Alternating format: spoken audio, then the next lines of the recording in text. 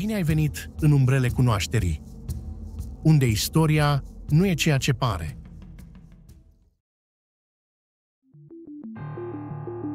În 2025, omenirea a făcut ceva ce mulți oameni de știință numesc o greșeală fatală. Am transmis un mesaj în spațiu, nu un simplu semnal, ci o invitație, un ghid complet despre cine suntem, unde suntem și cum să ne găsească. Capitolul 1. Mesajul. Mesajul se numește Beacon in the Galaxy, adică baliza din galaxie. E un semnal trimis de oameni de știință de la NASA și SETI, gândit să ajungă la civilizații extraterestre. Codificat în limbaj binar, 1 și 0 conține structura ADN-ului uman, forma corpului nostru, poziția exactă a Pământului în galaxie și un fel de dicționar pentru a traduce mesajul. Cu alte cuvinte, am spus, aici suntem, asta suntem, veniți. Capitolul 2. Ce am riscat? Dar întrebarea e simplă. De ce am face asta?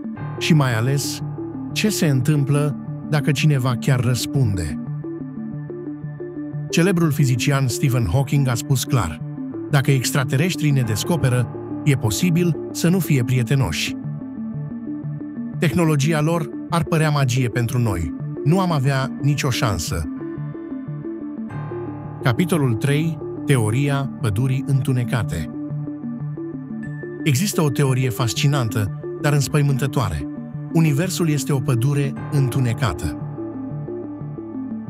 Fiecare civilizație se ascunde, în tăcere, pentru că orice semnal e un risc. Dacă cineva e destul de nebun să vorbească, ceilalți vor reacționa, poate cu frică, poate cu violență. Capitolul 4. Dacă primim un răspuns. Dacă mâine am recepționa un semnal necunoscut, o secvență de cifre, un codice, o imagine, am ști că nu mai suntem singuri. Dar cum răspundem? Ce facem dacă acel mesaj e ostil sau dacă e prea complex pentru a fi înțeles? Civilizațiile avansate nu vin să ne salute, poate vin să cucerească sau să studieze, iar noi tocmai ne-am oferit ca experiment. Capitolul 5. Poate nu e prima dată. În multe texte vechi se vorbește despre zeii care au coborât din cer, Anunnaki, Enki, ființe din Sirius sau Orion.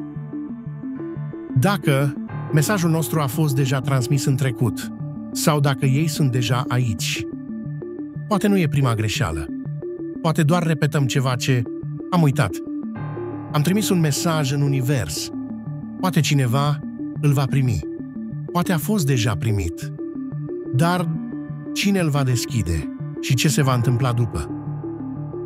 Poate am deschis o ușă care nu mai poate fi închisă. Abonează-te, apreciază videoclipul și nu uita, adevărul abia începe.